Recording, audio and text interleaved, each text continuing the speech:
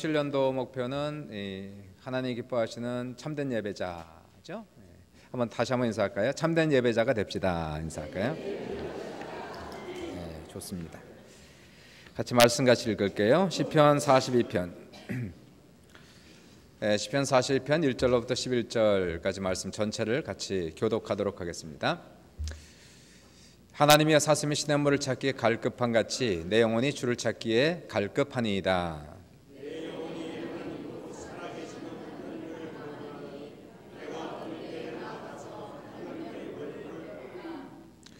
사람들이 종일 내게 하는 말이 내 하나님이 어디 있느냐 하오니 내 눈물이 주야로 내 음식이 되었도다.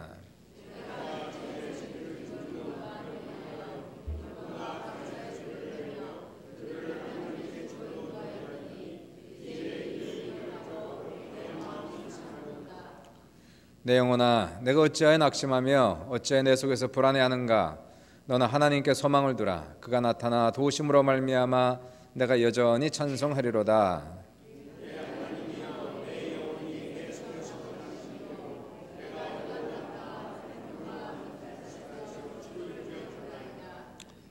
너희 믿음의 확실한 7절이 왜 이게 이상하게 나왔어요? 잘못 나갔습니다. 주의 폭포 소리에 깊은 바다가 서로 부르며 주의 모든 파도와 물결이 나를 휩쓸었나이다.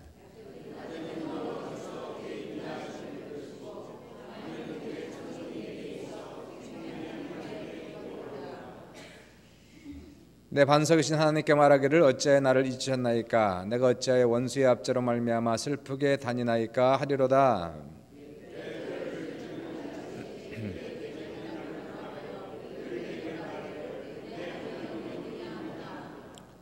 마지막 절이죠. 합독할게요. 내 영혼아 내가 어찌하여 낙심하며 어찌하여 내 속에서 불안해하는가. 너는 하나님께 소망을 두라.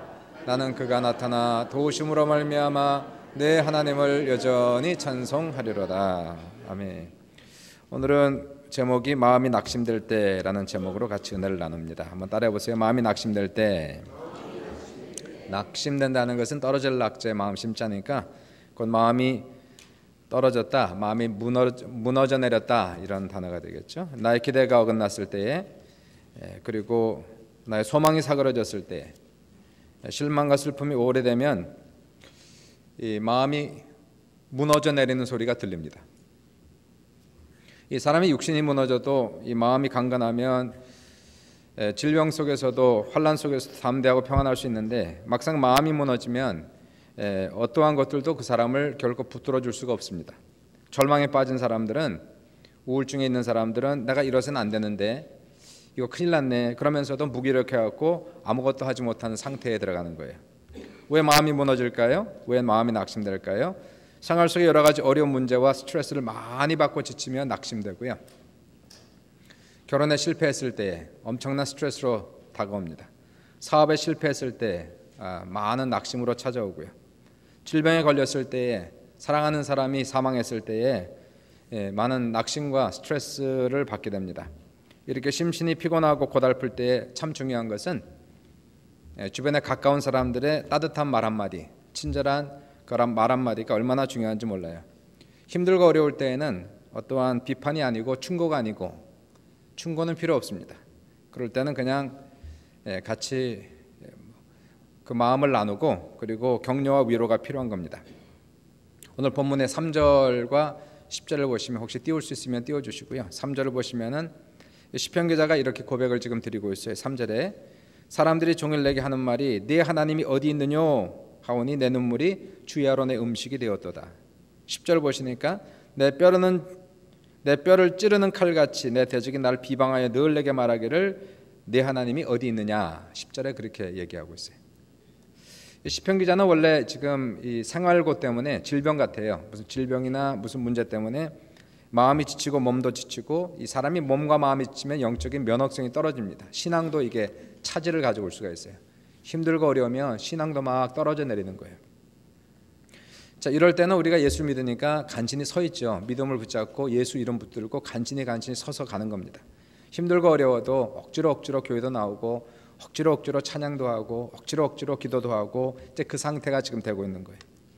근데 이렇게 간신히 지금 시편 기자가 서 있는데 거기에 사람들이 던졌던 비난의 한마디, 그것이 시편 기자를 완전히 무너뜨리는 거예요. 하나님 믿는 사람이 왜 망했냐? 너 하나님 어디 있느냐? 그 말 한마디. 거기 때문에 시편 기자는 눈물이 주야로 음식이 되었다, 이렇게 표현을 지금 주시고 있는 거예요. 욥도 보시면 비슷합니다. 욥은 신앙이 투철한 분이죠. 이러한 신앙인은 세상에 찾아볼 수가 없어요. 항상 주님을 사랑하고 경외했고 의로웠던 욥이었고요. 근데 이분이 사고로 인해서 큰 문제가 닥쳐가지고 사업이 다 망했어요. 이분은 일반 사업이 아니라 큰 거부입니다. 그 거부가 하루아침에 부도가 나고 사업이 다 망해버렸어요.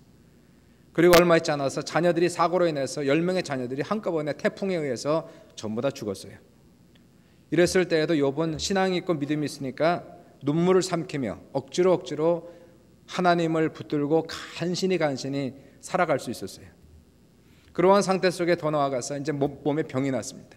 온 몸에 악창이 나고 병이 나고, 그러니까 아내가 욥에게 하나님을 저주하고 죽으시오.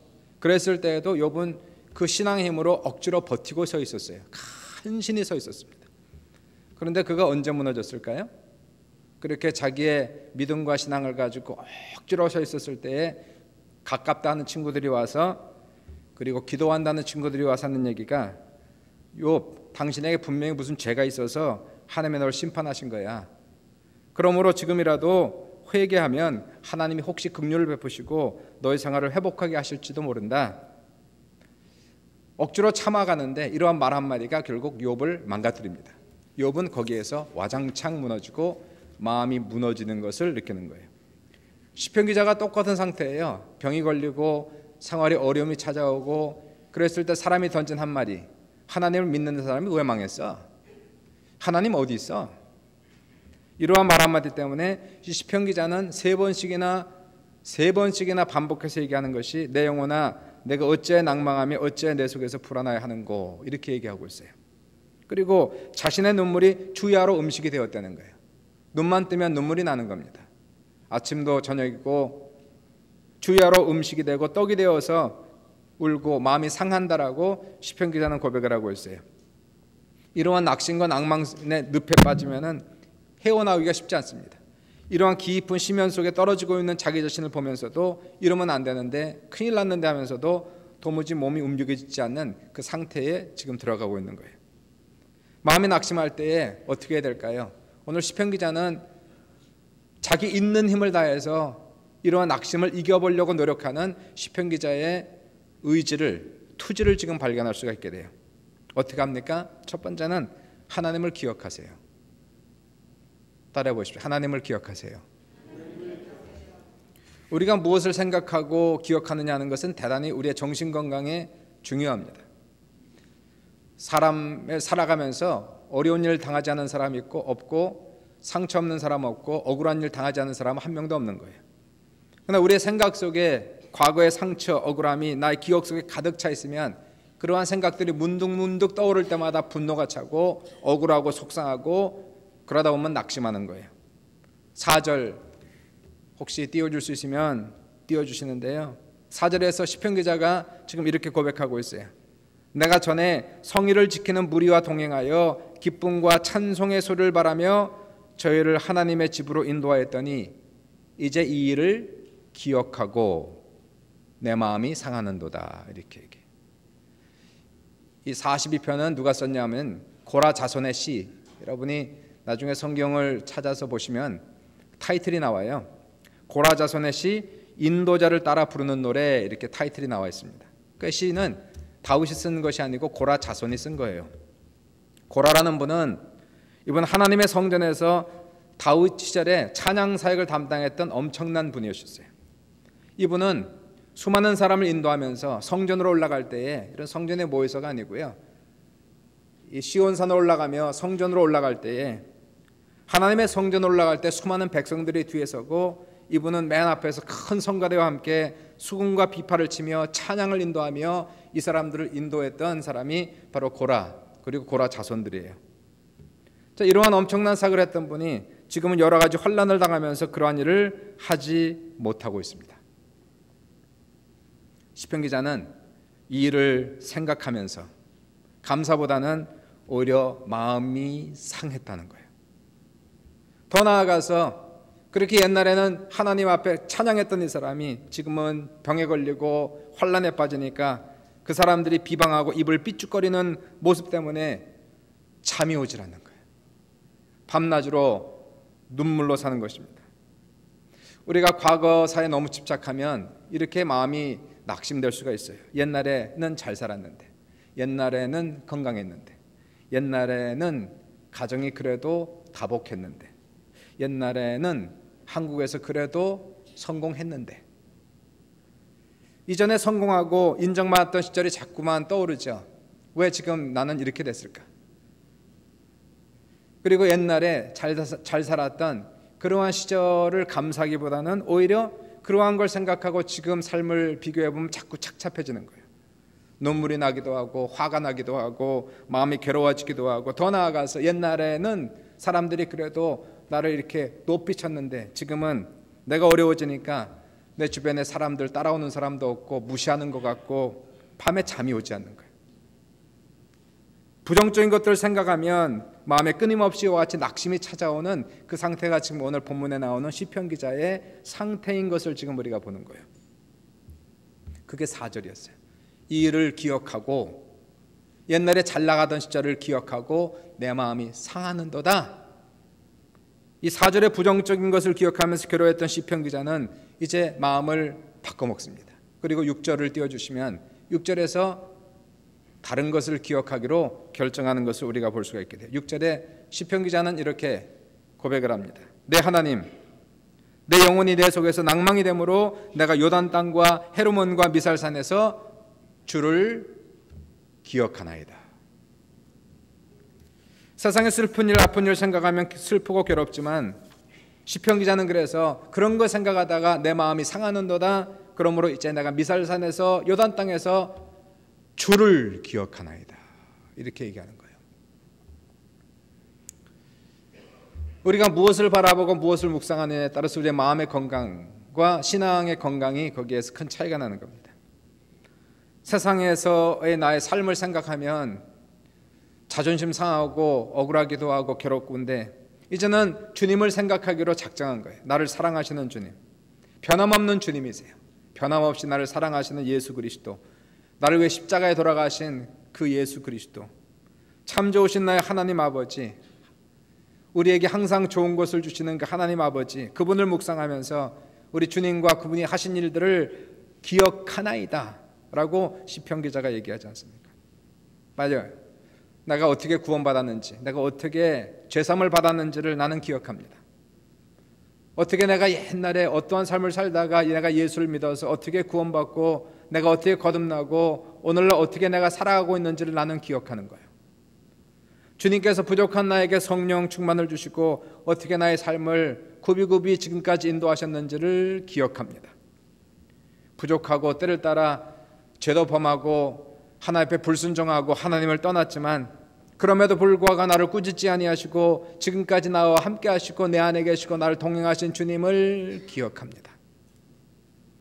더 나아가서 가장 감사한 것은 주님이 나와 함께 하셔서 내 영혼이 죽어 천국 간다는 사실을 생각하며 감사합니다.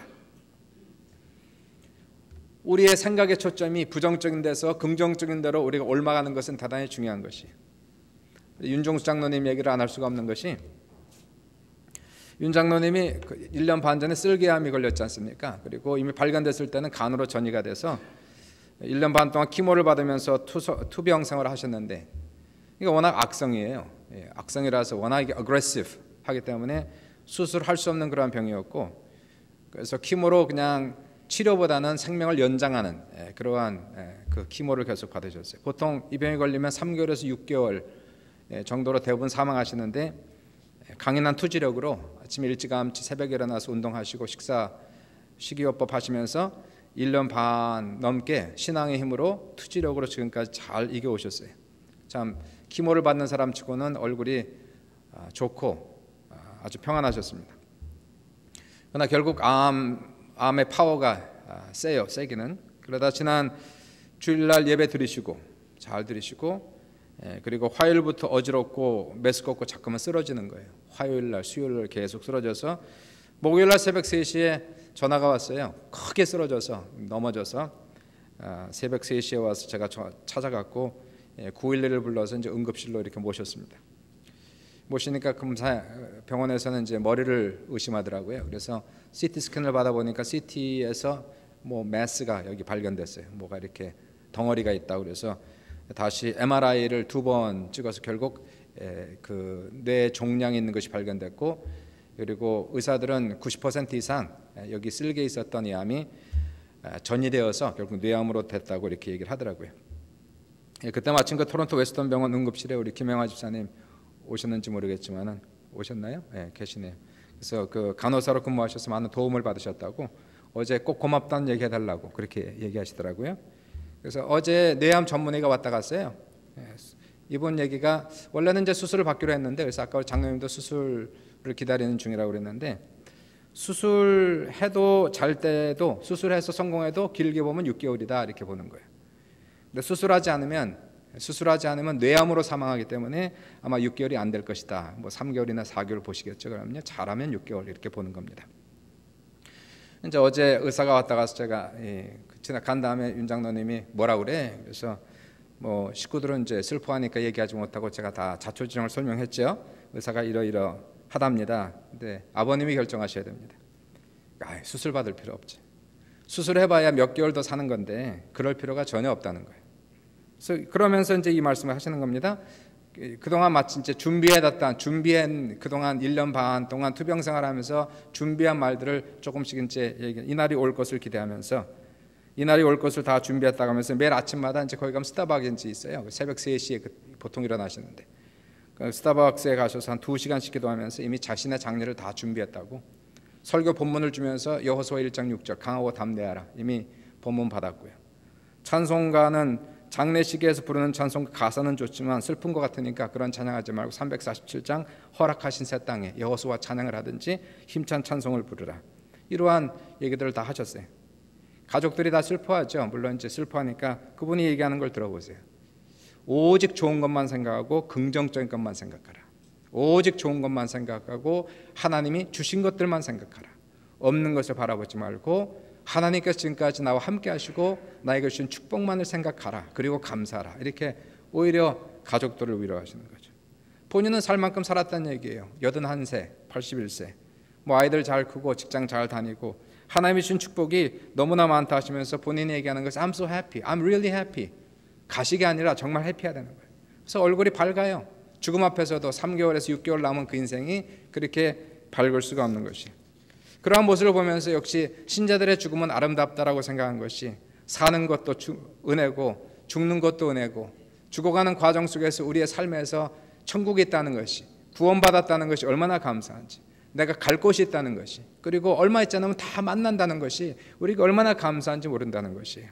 그러면서 한 가지 서운한 게 있다면, 교회 건물을 여기저기 보수해야 되는데 돈이 없어서 내가 못해서 미안하다고 얘기하시고, 근데 혹시 모르는데 몇 달 더 살 수 있으니까 그 사이에 내 안에 복권이 있으니까 맞으면 그걸로 공사 다 하라고 말씀하시고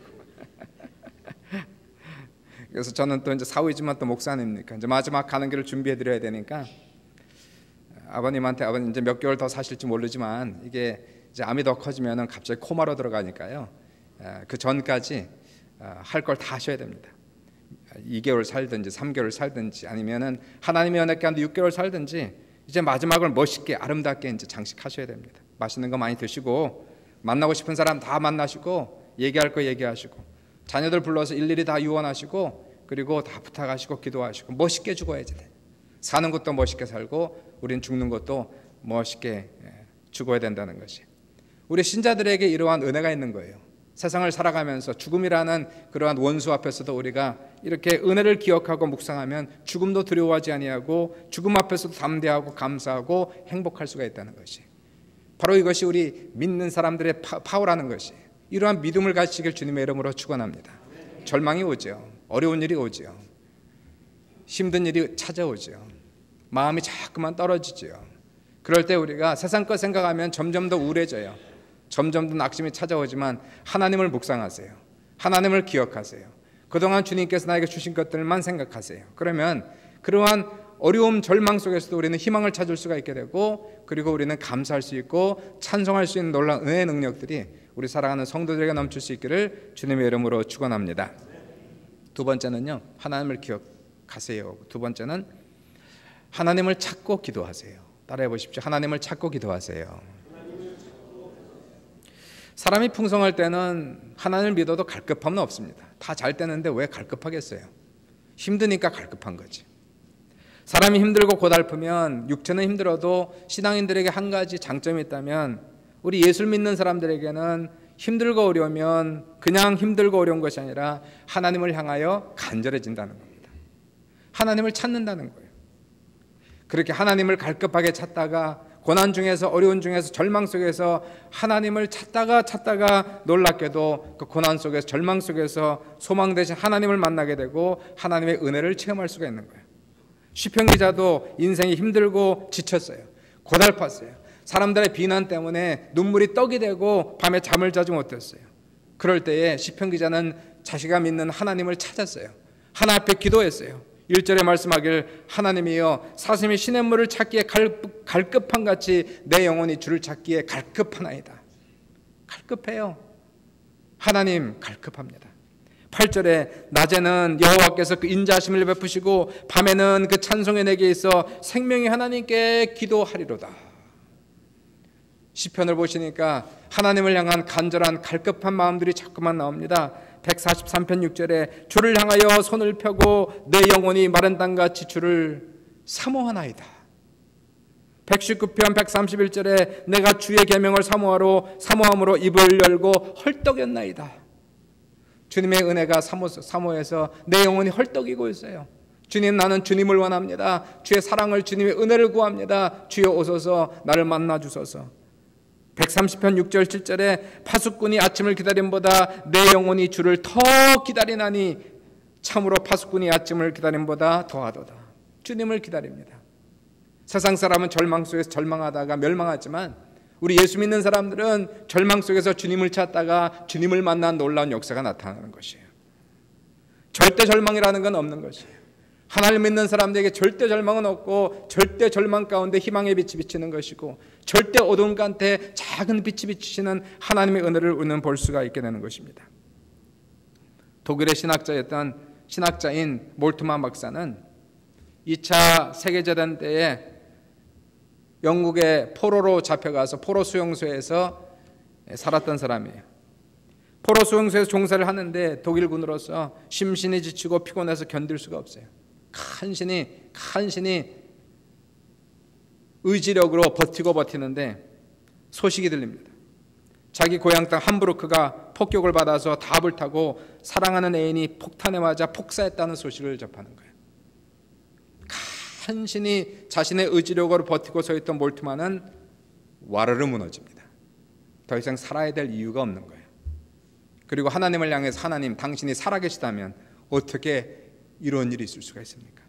몰트만은 하나님께 분노했고 살아야 할 이유가 없어서 자살하기로 결정했어요. 그때 기적적으로 포로 수용소에 있었던 목사님이 성경 한 권을 그에게 주었어요. 몰트만의 성경을 읽기 시작해 복음서를 읽기 시작했습니다. 그 복음서에 자기하고 비슷한 사람 하나가 나오는 거예요. 예수라는 사람이 나오는데 그 예수가 좋은 일을 하다가 십자가에 못 박혀 처참하게 죽은 사건, 너무나 억울하고 공평하지 못한 사건 앞에서 예수 그리스도가 십자가에 못 박혀서 외칩니다. 하나님, 나의 하나님, 어찌하여 나를 버리셨나이까? 이것이 몰트만의 부르짖음이었어요. 하나님, 살아계시다면 어떻게 내 인생 속에서 이러한 억울한 일이, 이러한 불우한 일이 일어날 수가 있습니까? 그는 예수와 동감했어요. 그런데 그 다음 절 읽는데 놀랍게 놀라운 이야기가 나옵니다. 사흘 만에 예수가 부활하는 사건이 나오는 것이. 그 부활장을 읽을 때에 몰트만의 마음속에 하나님의 소망과 생명이 들어가는 것을 몰트만은 체험합니다.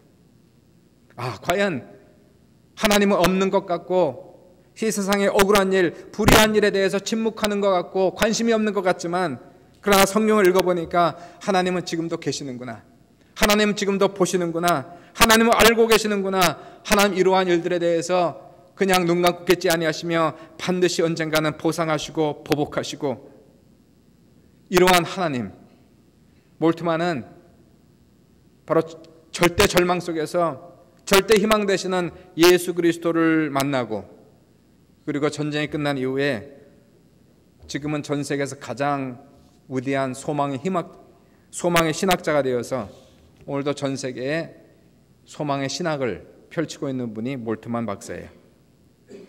꿈과 소망이 막다른 골목에 다다를 때에 우리는 마음에 낙심하게 되는 거예요.